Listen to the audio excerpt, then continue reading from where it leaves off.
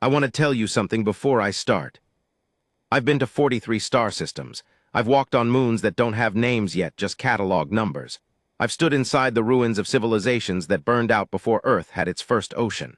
I've seen things that changed me permanently, quietly, in the way that certain experiences do. The kind that don't announce themselves. They just settle somewhere in your chest and never fully leave. But nothing in those 43 systems, across all those years and all those light years, prepared me for what I watched happen inside the grand convocation hall of Velshara Prime. And I was standing maybe 12 meters from the man when it happened. So I owe it to you to get this right. My name is Dariz Wello.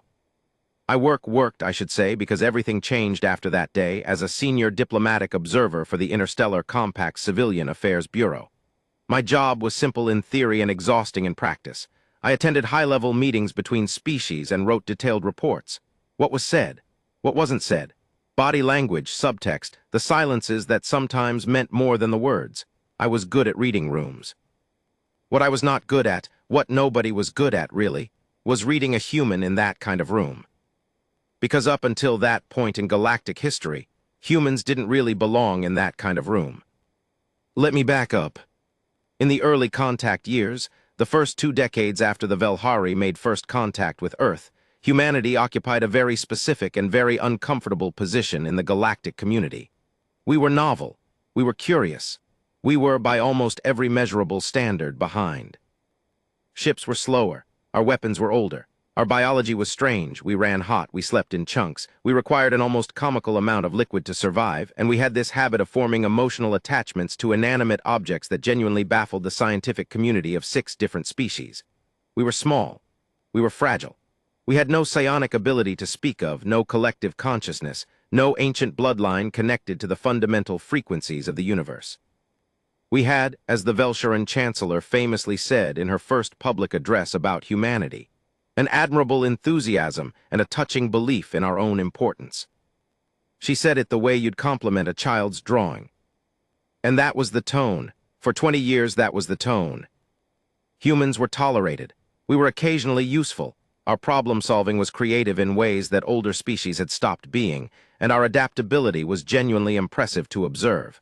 But we were not respected, not in the rooms that mattered, not by the species that had been crossing galaxies for 10,000 years before we figured out fire. The Velsharan in particular had a certain kind of disdain for us that was almost elegant in its consistency. They didn't hate us. It was worse than that. They pitied us. They saw us the way an adult sees a teenager who is absolutely convinced they understand how the world works. And at the center of all of that, the sharpest edge of that particular blade, was Queen Sarava Velkashari III. I need to describe her properly, because if I don't, you won't understand why the room went the way it did. The Velsharan are tall, not dramatically so, maybe a head and a half above average human height, but the way they carry themselves adds another dimension entirely. Their exoskeletons are bioluminescent along the spine and shoulder ridge, pulsing in patterns that correspond to emotional state, something between a mood ring and a royal insignia. Their faces are angular in the way that ancient stone carvings are angular, precise, cold, built for permanence. Their eyes are compound, multiple lenses arranged in a wide arc, and when a Velsharan is looking at you with full attention, you feel it. You feel seen in a way that's almost uncomfortable. Queen Sarava was all of that, and then something extra.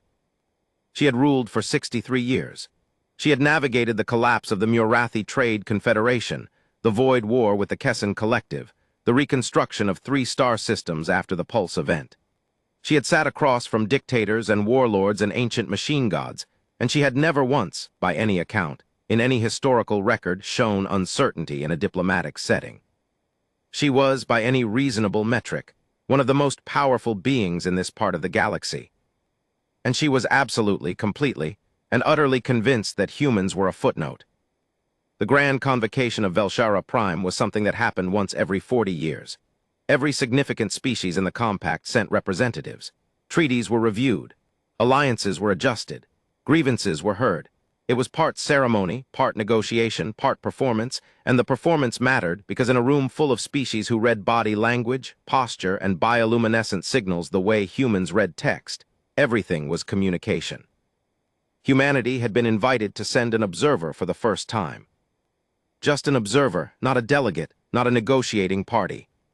An observer which, in Velsharan diplomatic language, is essentially the chair in the back of the room that nobody really wants there, but can't technically refuse.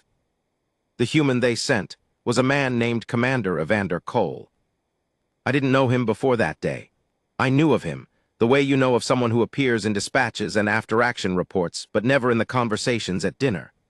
Cole had a reputation in certain military circles, quiet, competent, decorated several times for actions that were described in official documents with the carefully neutral language of people who weren't sure how to explain what he'd actually done. He was 39 years old, medium height. The kind of build that doesn't announce itself, not visibly muscled, not imposing, just solid, like he was made of something slightly denser than the people around him. Dark hair, cut short. A jaw that looked like it had absorbed a few things and decided to hold on to them. Eyes that were, and I remember noticing this specifically when I first saw him in the preparation corridor, a very ordinary shade of brown, but with a quality of stillness in them that I found immediately difficult to look away from. He wore a standard human diplomatic liaison uniform. Navy, trim, no decorations. He'd been told, apparently, that wearing military insignia might be read as a provocation, so he'd left his medals and rank pins behind. He walked into the Grand Convocation Hall carrying a simple data pad and a small thermos of coffee. That detail, the thermos, became something of a legend later. At the time, it just seemed like a very human thing to do. The hall itself deserves its own description, because the architecture was designed to communicate something specific. Velsharan buildings are grown, not constructed. The hall had been cultivated over 300 years from a single bioluminescent coral-like organism native to Velshara's deep oceans, coaxed upward and outward into a structure that was simultaneously organic and geometric. The ceiling was 300 meters above the floor, a dome of translucent living matter through which the planet's twin suns cast shifting light, gold in the morning, a deep amber by afternoon. The walls pulsed faintly, responding to the collective emotional states of the beings inside. The seating arrangement was tiered and deliberate. The Queen's platform was elevated at the center, not at one end like a human throne room, but at the center so that every delegation faced her and she faced all of them equally. This was, as I'd been briefed, a cultural statement. I am not at the head of this gathering. I am its axis. The other delegations were arranged in a spiral pattern radiating outward from her platform. Position in the spiral corresponded to status in the compact hierarchy. The Murathi were close. The Kessin Collective's representatives, three identical constructs standing motionless, were positioned at a respectful distance. The Velhari, who had been humanity's first contact species and were broadly sympathetic to us, were mid-spiral. Humanity's observer chair was at the very outermost edge of the spiral. Not quite in the room, not quite out of it. The message was clear and Cole clearly understood it. I watched him take his position without any visible reaction. He sat down, he opened his thermos, he took a sip of coffee. And he watched. The first 3 hours were standard diplomatic procedure. The Murathi presented their cycle review. The Kessin submitted a formal query regarding border adjustments in the 7th reach. A minor species called the Davari, small, avian, perpetually nervous, made an impassioned plea for trade route protection that everyone listened to with polite inattention. The Queen handled all of it with the efficiency of someone who had been doing this for longer than most species in the room had been spacefaring. She was gracious when graciousness served her, firm when firmness was required, and precisely silent when silence was the sharpest tool available. I was taking notes, that was my job. I kept glancing at Cole. He hadn't moved much. He'd refilled from his thermos twice. He was watching, not with the anxious attention of someone trying to absorb too much, but with the quality of attention that a very experienced person has in a very familiar situation. Like someone who has walked into a dangerous place many times and knows exactly what to look for. It was only later, reviewing my own notes, that I noticed I'd written the word patient next to his name and circled it. The incident, and I'll call it an incident, though that word is almost criminally inadequate, began at what the Velsharan call the third bell, early afternoon by human reckoning. The light through the dome had shifted to that deep amber, and it gave everything in the room a quality that I can only describe as dramatic, like the universe had its own sense of timing. The agenda item was a formal review of humanity's Provisional Compact membership. This was, technically, a routine administrative item. Provisional memberships were reviewed at every convocation. Usually they were renewed, with minimal discussion. What I didn't know, what almost nobody in the human delegation knew, because the back-channel communications had been intercepted and rerouted, was that a significant block of Velsharan-aligned species had submitted a formal challenge to humanity's continued membership. Not a removal, a reclassification. They wanted humanity reclassified from provisional member to something called Wards of the Compact, a status that hadn't been applied to any species in 400 years. It was technically a form of membership, but it meant that human decisions, human territory, human resources, all of it would fall under the supervisory authority of the Compact's Senior Council, which was, effectively, under Velsharan authority. In plain language, they wanted to absorb us, quietly, legally, through the kind of bureaucratic maneuver that's almost impossible to argue against because it's framed entirely as concern and protection. Humanity is young, humanity is fragile, humanity needs guidance. That was the language. I'm looking at my notes from that day, and I can see where my handwriting changed, where it got smaller, tighter, because my hand was gripping the stylus harder.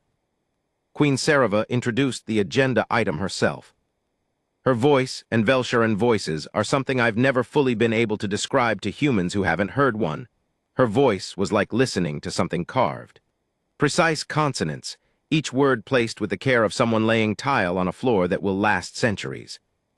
She spoke in Compact Standard, which was the agreed diplomatic language, and her translation matrix rendered it in every species' native tongue simultaneously.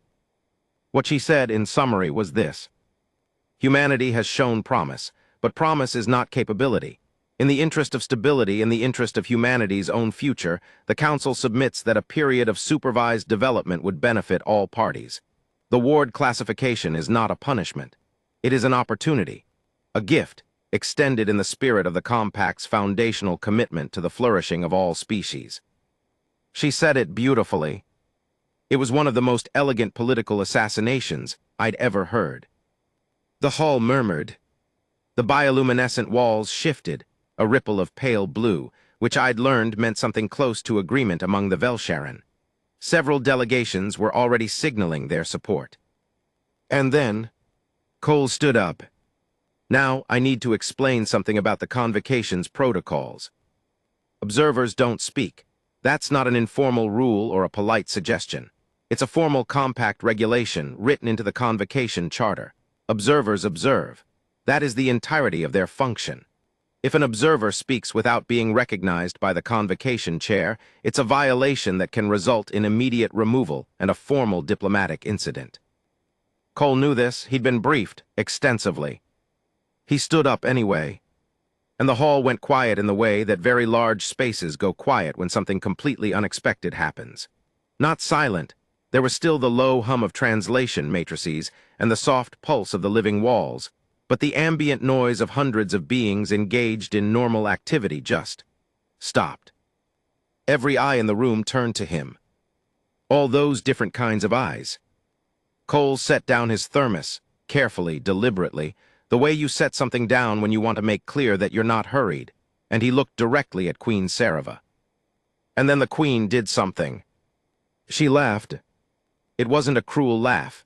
That's what I want to make clear. It wasn't the laugh of someone trying to humiliate. It was something almost worse. It was the laugh of someone who is genuinely surprised by a small and harmless thing. The kind of laugh you can't fully suppress because the situation is just that unexpected. Her shoulder ridges lit up with that distinctive amber gold that meant amusement among her kind. Several of her attendants echoed it, and across the hall there was a ripple other species reading her signal and adjusting their own responses accordingly. She was not alone in her reaction. The Kessin constructs didn't laugh. They weren't capable of it. But their sensor arrays tilted in a way that translated roughly to curiosity at the boldness of the small creature. The Murathi delegation whispered among themselves. Even the Davari, who were sympathetic to humanity, shifted nervously on their perches. And Queen Sarava, still lit with that golden amusement, leaned slightly forward on her elevated platform and said, "And I am translating precisely from the compact standard, because I wrote it down the moment it was spoken. The observer wishes to speak. How charming, the child raises its hand." More laughter, softer but present. Cole didn't react to it. That was the first thing I noticed. Every human I've ever seen on the receiving end of that kind of condescension, even confident ones, even experienced ones, has some kind of tell. A tightening of the jaw, a reddening around the ears, something. Cole had nothing. He just waited. When the laughter had run its course, which took maybe 15 seconds, though it felt longer, he spoke. His voice was quieter than I expected. Not soft exactly, more like controlled. The way a river is controlled by a canyon, something moving with significant force through a deliberately narrow channel. He said in compact standard, "Queen Sarava, with respect, I am not requesting permission to speak. I am informing the convocation that I will be speaking. There is a difference." The room went completely still. I wrote the words down, then I looked up, because the quality of the silence had changed. The Queen's amusement hadn't vanished, but it had shifted. Her bioluminescent signal moved from gold to something in the cooler spectrum. Not anger, not yet. Something closer to recalibration, like a chess player who has just noticed that the piece they dismissed is not where they thought it was. "The observer," she said, and her voice was still even, still perfectly controlled, "is not recognized. The regulations of this convocation. Permit challenge of agenda items on the grounds of factual misrepresentation," Cole said. "Article 7, Clause 19. The challenge must be raised by a compact member in good standing. Humanity is a compact member in good standing. I am humanity's authorized representative at this convocation. Therefore, I am authorized to challenge." He paused, "And I am challenging." I want to describe what happened in the room at that moment, because it was one of those things that happens in large groups of intelligent beings when a fundamental assumption is suddenly revealed to be wrong. It wasn't chaos, it wasn't shouting, it was quieter and stranger than that. It was the sound of several hundred beings simultaneously doing arithmetic in their heads and arriving at the same uncomfortable answer. He was right. The regulation existed. Article 7, Clause 19. It was an old provision, ancient, really, written into the Compact's founding charter as a theoretical safeguard and never once invoked in living memory, because no member species had ever been bold enough or desperate enough to invoke it. Or maybe because no member species had been dismissed enough to need to. I watched the Queen's chief legal advisor, a willowy Velsharan with silver ridges, lean in and murmur something in her ear. I watched her expression, which was extraordinarily difficult to read, go through several things in rapid succession. Then she sat back, and she looked at Cole with an expression that I had not seen on her face in the hours I'd been watching her. I looked at her. I looked at him. Attention, I wrote in my notes. She is paying attention now. "Very well," the Queen said, and the golden amusement was completely gone now, replaced by something I recognized from her historical record but hadn't seen today. The focused, still quality that other delegations apparently called the glass face. The face she showed when she was fully engaged. The representative of humanity invokes Article 7. The convocation will hear the challenge. You have the floor, Commander Cole. She used his rank. That was not a small thing. She'd been calling him the observer since the moment he stood. Switching to commander was a signal, not quite respect, not yet, but the recognition of someone who might be worth the effort of addressing correctly. Cole nodded once. Then he began. What he said in the next 4 minutes was, and I've had 7 years now to think about it, one of the most precisely constructed arguments I have ever heard in a diplomatic setting, and I have heard many. He didn't raise his voice, he didn't perform. He spoke the way someone speaks when they've had a long time to prepare something and are now simply recalling it. Calm, sequential, each point placed exactly where it needed to be to support the next one. He started with the factual record. The proposal to reclassify humanity as compact wards was, he said, based on 3 foundational claims. that humanity posed a destabilizing risk to regional security, that humanity's resource management was unsustainable and required external guidance, and that humanity lacked the developmental maturity for full compact membership. He said he would address each claim. First, destabilizing risk. He pulled up data on his pad, publicly available compact security reports, filed by the compact's own monitoring services, and walked through the incidents cited in the reclassification proposal. 3 border skirmishes, 2 resource disputes, 1 diplomatic breakdown that had nearly escalated to armed conflict.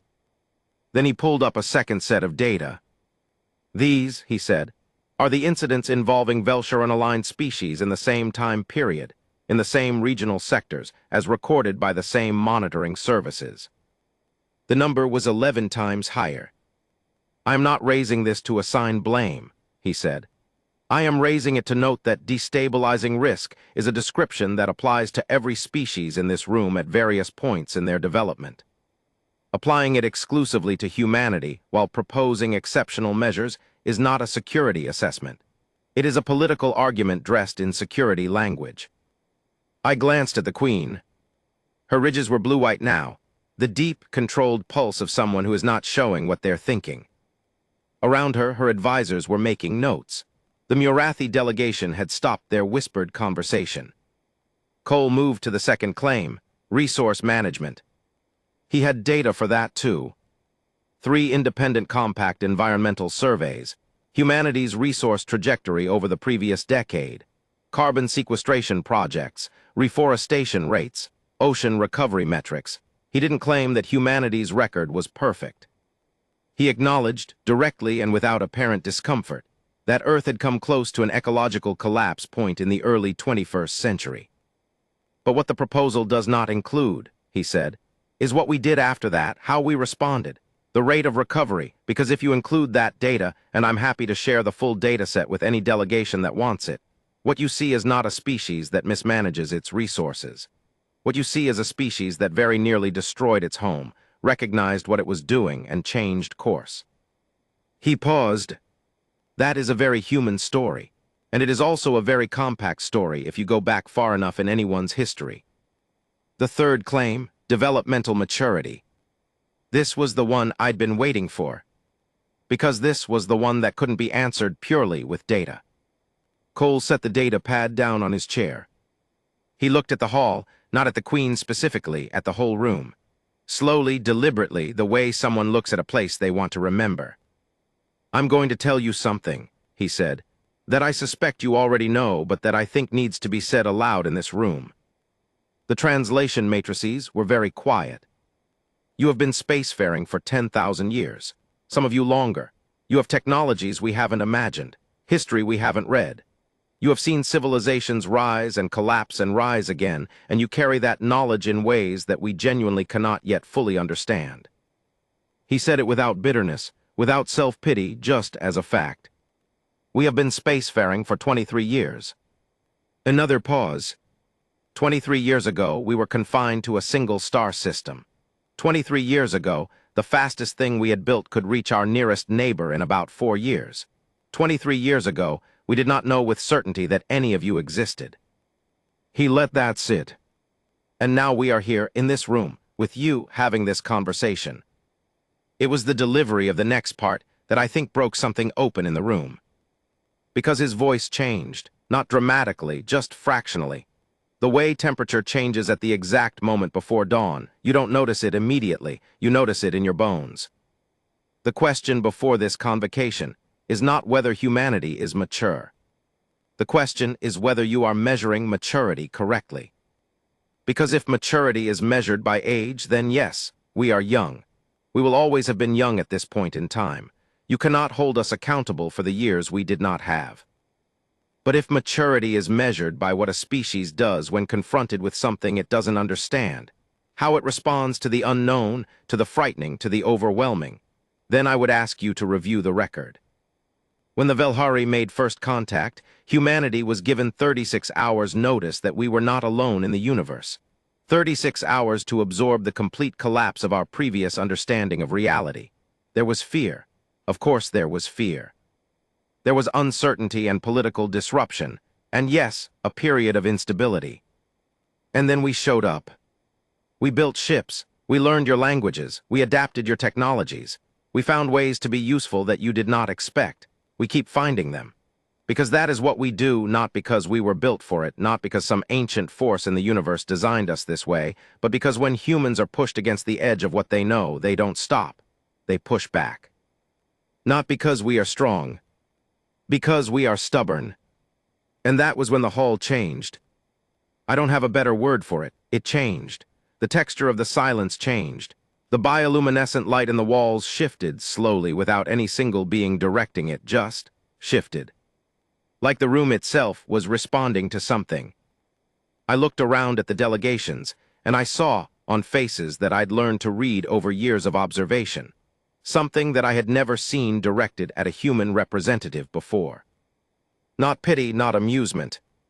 Something else. The Queen was very still. Her ridges were a color I had to check against my reference guide afterward.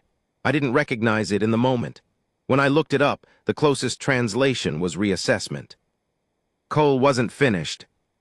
I want to address the ward classification directly, he said, because I think we should all be clear about what it is. It is not protection. The compact has protective instruments, treaty frameworks, mutual defense agreements, technological exchange programs. Humanity has not been offered any of those. We are being offered something different. The ward classification was last applied 412 years ago to the Torathi of the Outer Reach. You know their story better than I do. They are not here, because they no longer exist as an independent species. They were absorbed, gradually, legally, through administrative mechanisms that were presented as helpful at every stage. I mean no disrespect to the architects of that policy. I assume it was undertaken with sincere intentions, but sincerity does not change outcomes. What I am saying in this room to this convocation is this. Humanity will not accept the ward classification. Not because we are too proud, not because we don't recognize our own limitations, but because we have read the record. We know what it means, and we were not brought 400 light years from our home to participate in a process that ends with us ceasing to exist. He picked up his thermos. He took a very deliberate sip of coffee. If the compact wishes to support humanity's development, we welcome that. We have asked for it repeatedly through proper channels.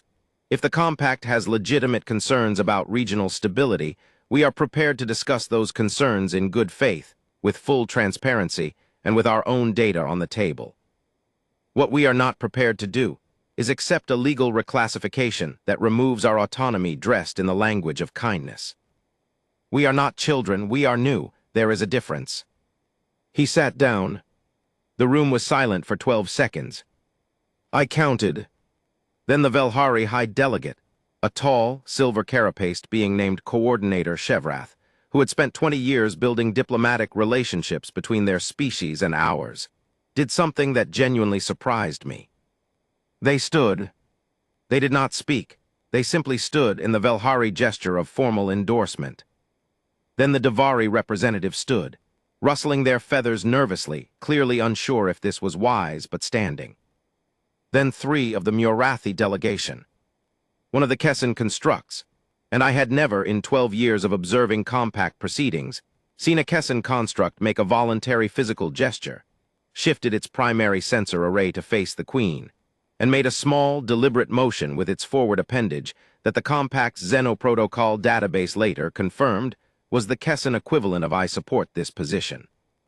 Not everyone, the majority of the hall remained seated watching. But enough to change the arithmetic.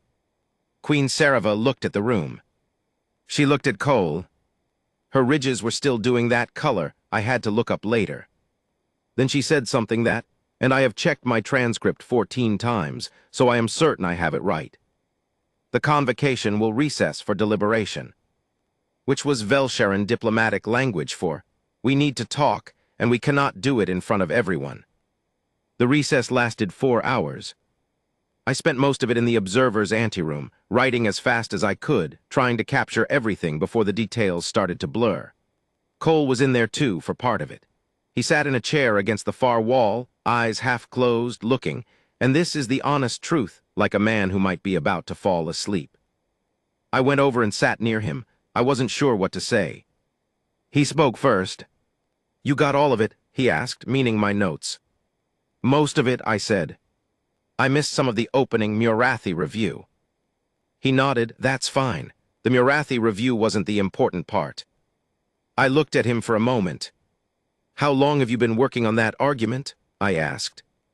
He thought about it. "Probably since the first time someone explained to me what the ward classification was," he said. "About 3 years." 3 years? He'd been carrying that argument for 3 years, preparing it for a room he hadn't been certain he'd ever be invited into. "Were you scared?" I asked. I'm not sure why I asked it. It felt important. He looked at me directly, those ordinary brown eyes with that quality of stillness in them. "Yeah," he said, "I was scared." He took a sip from his thermos. "But being scared isn't a reason not to do something. It's just information." When the convocation resumed, Queen Sarava announced the Compact Council's deliberation outcome. The ward classification motion was withdrawn. In its place, the Compact offered something that had apparently been the subject of intense negotiation in those 4 hours. A new framework called the Developing Species Accord, a voluntary partnership structure with no supervisory authority, a technology exchange program, mutual defense provisions, and a formal seat in the Compact's General Assembly. Not a full seat, an advisory seat, with the pathway to full membership accelerated by 30 years. The Devari applauded. Velhari physiology doesn't allow for applause, but coordinator Shevrath made a movement I had previously only seen at the end of successful treaty signings. Cole read the framework document in its entirety, right there, at his little desk at the outermost edge of the spiral, and signed it. Then he sealed the thermos and put it in his bag. I caught up with him in the corridor outside the hall, walking toward the transport bay. "That was what you did in there. That was extraordinary," I said. "I know that sounds inadequate, but it was what I had." He shook his head slightly. "What I did in there," he said, "was read the charter and do the math, that's all. Someone should have done it years ago." He stopped walking. He looked back at the doors of the Grand Convocation Hall. "The thing they never seem to understand," he said, and I don't think he was talking to me exactly. I think he was working something out. "The thing they can't quite get their heads around, no matter how smart they are, is that being underestimated isn't a disadvantage. Not always." He looked at the doors for another moment. "Sometimes it's the only resource you have." Then he turned and walked toward the transport, and the amber light of Velshara's afternoon came through the corridor windows and caught him for just a moment before he went around the corner and out of sight. I didn't see Evander Cole again for almost 2 years. I thought about him, though, regularly. In the way that you think about moments that shifted something, not dramatically, not all at once, but in the quiet and persistent way that water changes stone. In the months after the convocation, I filed my report. A very long report. The kind that ends up in archives and gets cited in academic papers and occasionally makes its way into the briefing materials for situations nobody expected to find themselves in. I wrote everything I could remember, the exact words, the timing, the way the room changed. I included the detail about the thermos. I don't know why, it seemed important. What I heard through the various channels available to someone in my position was that Cole had returned to Earth, submitted his own report, and then done something that genuinely surprised people who knew him. He'd requested a temporary reassignment. Not a promotion, not a diplomatic posting. He'd asked to go back to field work. He went to a human research station in the Ninth Reach, a deep space outpost, barely staffed, studying gravitational anomalies near a dead star, and spent 14 months there. By his own account later, he spent those months reading everything he could find on compact history, compact law, compact anthropology, compact biology. Every record of every species' first contact. Every treaty that had ever been signed or broken or renegotiated. He was building something in his head, apparently, though he didn't have a specific plan for it yet. He was just learning. I thought about that often. About the particular quality of patience required to sit in a small station near a dead star and read, when you've just done something that changed the trajectory of your species' relationship with galactic civilization, and the easiest thing in the world would be to ride that moment into something comfortable. He didn't. He went and read. I got reassigned to the 7th Reach monitoring post, a quieter posting, which I needed after the intensity of the convocation year. I wrote a lot. I observed a lot. I thought about my work in different ways than I had before. And then, 22 months after Velshara Prime, I got a message. It was from Cole. It said, "Something is happening in the Ardith corridor. I think you should come see it. I think you're the right person to document it." That was the entirety of the message. I requested a transfer the next day. The Ardith corridor is a narrow band of space between two dense nebulae, about 300 light-years from the nearest compact hub. It had been a contested region for longer than humanity had been in space, a place where several species' territorial boundaries converged in ways that nobody had ever fully resolved, because resolving them would have required concessions that no one was willing to make. It was also, more recently, the location of something unusual, a string of human settlements. Not military outposts. Settlements, actual communities, a few thousand people each, on moons and station habitats scattered through the corridor. Miners, researchers, some agricultural operations taking advantage of certain moons' soil composition. They'd been there for 6 or 7 years, technically within a disputed zone, but not technically violating anyone's formal territorial claim, because the claim lines were so complex and contradictory that nobody could agree on which rules applied. It was exactly the kind of situation that looked minor until it wasn't. When I arrived at the corridor's main transit hub, a mid-sized station called Ardith Central that served as the administrative center for the whole region, Cole was waiting. He looked the same, maybe a little more worn around the edges. The stillness in his eyes was exactly what I remembered. He shook my hand and said, "Thank you for coming. We have about 3 days before this gets complicated." Complicated turned out to be a precise and significant understatement. What Cole had learned, through a combination of official monitoring data and what I can only describe as an extremely well-developed informal intelligence network.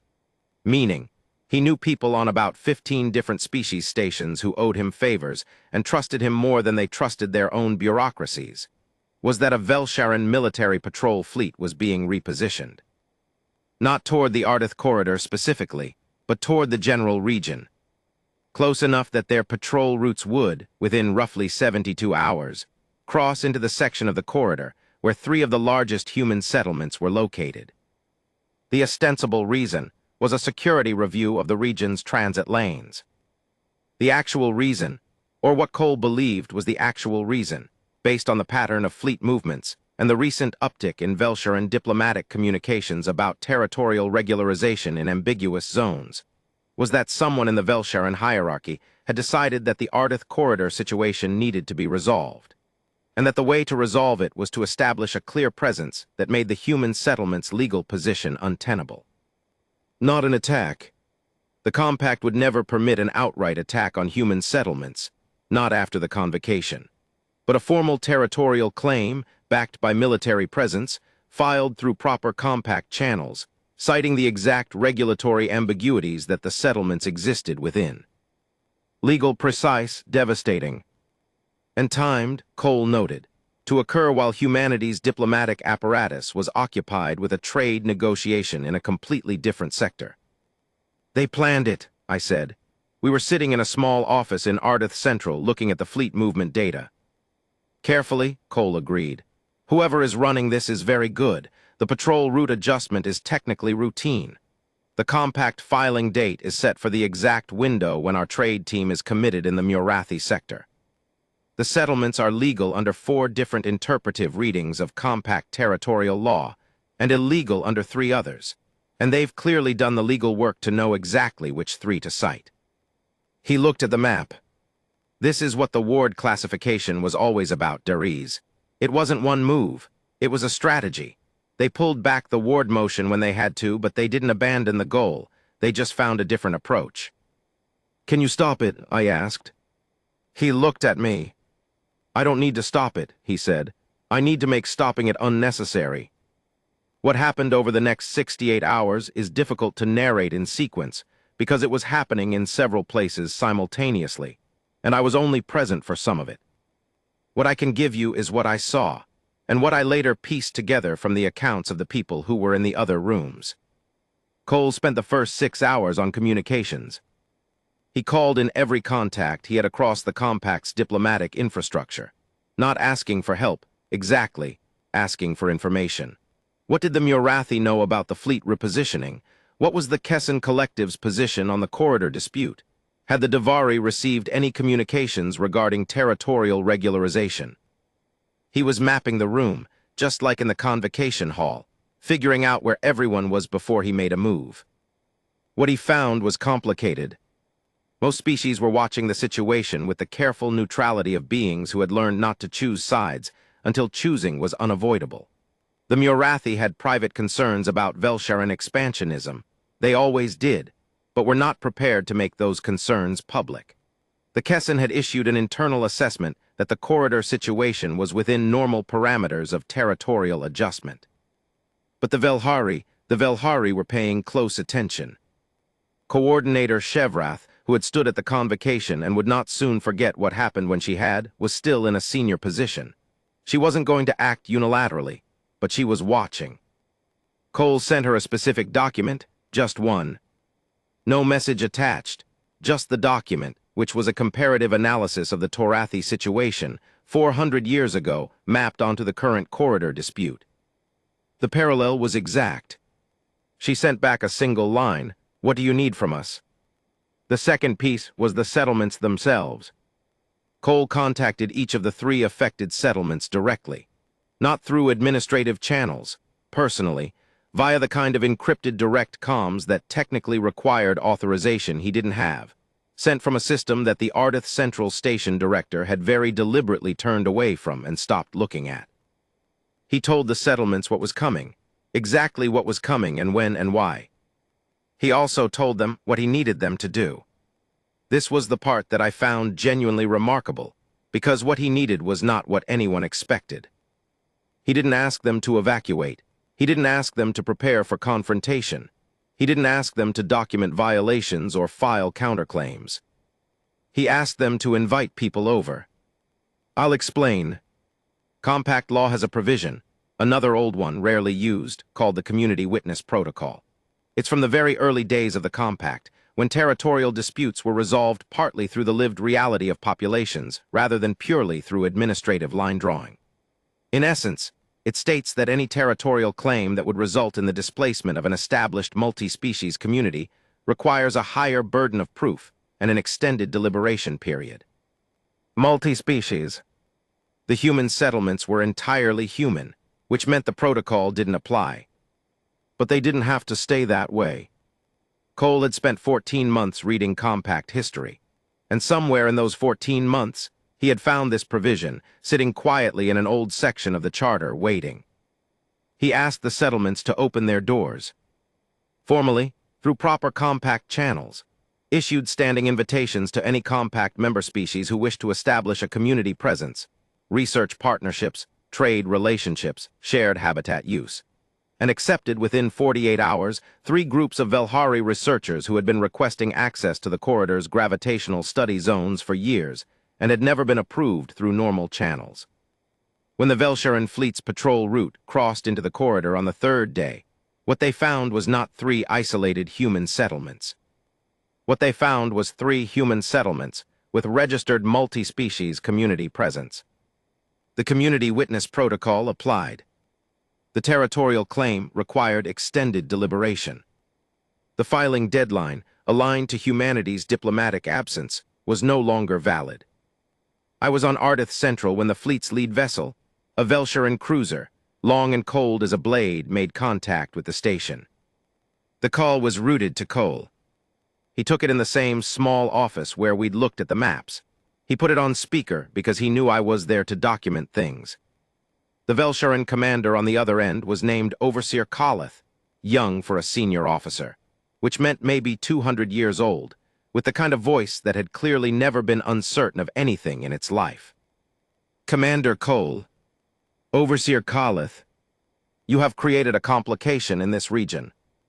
I've created a community, Cole said. There's a difference. A pause. The deliberation process will take months, Kalath said. Perhaps longer. this entire region will remain in legal ambiguity. Yes, Cole agreed, but the people living here will still be living here, which is the important part. Another pause, longer. You prepared this specifically for this moment.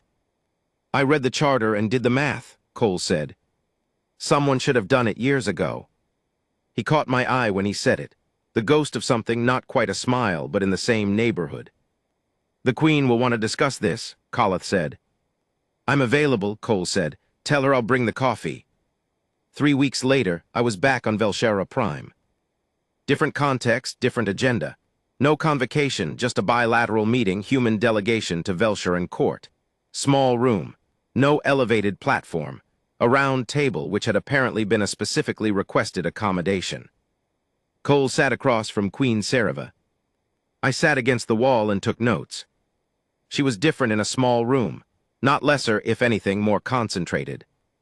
Without the performance requirements of the full convocation, she was just herself. Precise, intelligent, capable of a kind of focused attention that felt like being examined by something that had lived long enough to understand what it was looking at. She looked at Cole for a long moment before speaking. You are doing this intentionally, she said, not angry, almost thoughtful. Every time we believe we understand the shape of the situation, you find a different shape. That's just problem solving, Cole said. Everyone does it. Not in ways we cannot anticipate. He thought about that. With respect, he said, I think you can anticipate it. I think you've been anticipating it, which is why you've been trying to control the parameters, control what rooms we're in, what rules apply, what resources we have access to. Because you know that if we have the information and the time, we'll find something. She was quiet. The question I'd ask you, Cole continued, is why that's a problem. What exactly are you afraid of? I stopped writing. Nobody asked Queen Sereva what she was afraid of. She was quiet for a very long time. Long enough that I started to wonder if she was going to answer at all. Then she said, and her voice had something in it that I'd never heard in it before, something that sounded like the truth being told carefully. We have seen 63 civilizations reach the point humanity is approaching now. The threshold, the moment when a species either integrates into the galactic community or changes it. She looked at Cole directly. Of those 63, 41 were absorbed, voluntarily or otherwise. 12 found equilibrium. They exist within the compact as useful, stable, permanent members, and the community is richer for them. And the remaining 10. A pause. The remaining 10 changed things in ways that could not be predicted or controlled, in ways that created instability, disruption, not through malice, simply through being what they were. She looked at him. Humanity has the pattern of the 10. Cole was quiet for a moment. And that terrifies you, he said. It concerns me deeply, she said. Yes. What happened to the 10? Some were absorbed eventually. Some became the greatest contributors the Compact has ever had. And some, she paused, some are the reason certain star systems no longer exist. The silence in the room was different from any silence I'd heard that day. Cole looked at her for a long time. I understand that, he said finally. I genuinely do. If I were in your position with 63 civilizations worth of pattern recognition and a new species showed up that looked like the 10, I'd be concerned too. He leaned forward slightly. But here's what I want you to consider. Of the 10 that changed things, how many of them were brought into the full community early? How many of them had access to the information, the relationships, the frameworks that would have let them understand what they were doing and what the consequences were? She didn't answer, but something in her expression shifted. Isolation and restriction don't make a disruptive species safer, Cole said. They make a disruptive species angry, and angry and isolated is a combination with a very specific historical track record. What you're afraid of, he said, you are currently helping to create. Queen Sereva sat back. She was quiet for a very long time. The bioluminescent ridges along her shoulders pulsed through several colors in succession. A complex pattern I couldn't read, shifting too quickly for me to track individual signals. Then very slowly they settled. Into something I had seen once before, something I'd had to look up. Reassessment, You are not what I expected, she said. I know, Cole said. We rarely are. She looked at him fully, with that quality of compound attention that felt like being truly seen. What do you want, Commander Cole? Not for this meeting. Not for the corridor situation. What does humanity actually want in this community? He didn't hesitate. We want a matter, he said. Not to control, not to dominate. We don't have any interest in running the compact. Frankly, it seems exhausting. We want to be in it, actually in it, where the decisions are made, where we can contribute the things that humans are actually good at and learn the things we haven't figured out yet. We want to sit at the table. The real table. We'll bring the coffee. The bilateral meeting lasted 6 hours. When it ended, there was no dramatic announcement, no treaty signing, no moment designed for historical record. There was just a commitment, made by two people across a round table, to begin a different kind of conversation. A conversation built on the assumption that humanity would be treated as a species worth talking to, rather than a problem to be managed. It wasn't everything, it wasn't close to everything. But it was real. 7 years later, I am sitting in my office on the Compact's newly established Human Velshire and Cultural Exchange Station, a structure that didn't exist 5 years ago and now serves as one of the most active diplomatic and research hubs in the Ninth Reach. Outside my window, which faces inward to the station's central habitat ring, I can see children. Human children playing some kind of game that involves a lot of running. 3 Velhari juvenile researchers, who are here for an immersive language study that's part of a new bilateral program, watching the human children with the intense attention of beings who are encountering something genuinely puzzling and cannot stop studying it. One of the Velhari, a small one with very bright juvenile ridge markings, is trying to run, like the human children, badly, but trying. I watch this for a while before I go back to writing. In 7 years, a great deal has changed. Not everything, not evenly. Progress in galactic diplomacy, as in everything else, is not a straight line. It is a messy, contradictory, frequently maddening process of 2 steps and 1 step back, of agreements made and agreements renegotiated, of misunderstandings that require repair and relationships that require maintenance. Humanity has a full seat in the Compact's General Assembly now. An advisory seat, technically. The transition to full membership is scheduled for next year, and there is almost no one who seriously believes it will be blocked. We have trade agreements with 11 species, military cooperation frameworks with 6, scientific partnerships that have produced things, genuinely new things, that neither humans nor their partners could have produced alone. The Ardith Corridor settlements are thriving. The Community Witness Protocol, applied successfully there, has become a model for how other ambiguous boundary situations are being handled. Quietly, without great announcement, it's reshaping how territorial disputes get framed throughout the Compact.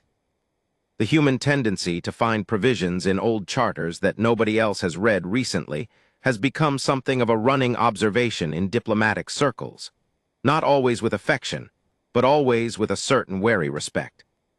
Cole is not an ambassador. He turned down 3 postings that would have been significant promotions and eventually, apparently, stopped being asked. What he is, as of last I heard, is exactly what he wanted to be, in the room, not at the head of it, just present with his data pad and his thermos paying attention. I heard from Coordinator Shevrath, who remains in her senior position, and with whom I've maintained a correspondence over the years, that Cole's name now functions in certain Velhari diplomatic contexts as something close to an idiom. The closest translation she offered me was the quiet one in the back who already read the charter. It is, she said in her precise and slightly formal way, used to describe a person who should perhaps be taken more seriously than their position suggests. I thought that was about right. I had one more conversation with Queen Sarava. Unexpected, I wasn't there to see her. I was attending a research symposium and she came to it, which was itself unusual. She spent 3 hours at the symposium, asking questions, listening to presentations from humans and Velhari and Davari and Murathi, with the same focused quality of attention I'd seen on her in the small room.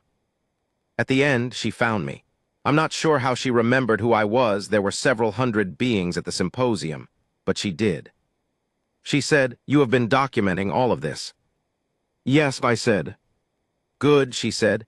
These things should be documented. She paused. I was wrong about your species, not about all of my concerns, some of them remain valid and time will tell, but about the fundamental assumption, the assumption that your trajectory was predictable based on pattern. What changed your mind? I asked. She looked at me with those compound eyes, and there was something in them that I can only call old, not tired, not sad, but carrying the weight of a very long time spent observing the universe. The child that runs into things and falls, she said, is not the same as the child that was pushed down. One will eventually learn balance, the other learns something different. She was quiet for a moment. Your Commander Cole, he fell many times. I know his record. He failed in ways that would have ended careers in most species systems. He had every reason to be angry. He was not angry. He just kept reading. She looked out at the symposium, at all those different kinds of minds gathered around the same tables, arguing and explaining, and occasionally laughing at things that probably required 3 different translation matrices to be funny to everyone in the room. That is harder than strength, she said. Maintaining curiosity in the face of condescension, maintaining patience in the face of contempt. That is a kind of power I had not accounted for. I think about that often. A kind of power I had not accounted for. Because that is the thing about humanity that the galaxy kept missing, kept underestimating, kept laughing at from elevated platforms and great heights. Not the strength, not the weapons we were building and the ships we were growing faster at making. Not even the ingenuity, though that was genuinely remarkable. It was the stubbornness, the specific, peculiar, almost inexplicable human capacity to be told no, to be told you don't belong here, to be told you are too small and too young and too strange, and to sit down in the chair at the very outermost edge of the room, pour yourself a thermos of coffee, and start reading the charter. Because maybe there's something in Clause 19. Because maybe if you read enough of the right things, you'll find the shape of a different room than the one you were given. Because being underestimated is, sometimes, the only resource you have. And humans, God, we are extraordinary at making things from nothing. Velshera Prime. The Grand Convocation Hall. A man in a Navy uniform setting down his thermos. Standing up when everyone knew he was supposed to sit. And a queen, brilliant and ancient and entirely certain, laughing, because what else do you do when a footnote stands up? What else do you do except laugh? Right up until the moment you realize the footnote has read every page of the book. Right up until the moment you realize the footnote has been waiting for exactly this chapter. Right up until the moment you realize it was never a footnote. It was the whole story, and we were only just beginning to tell it.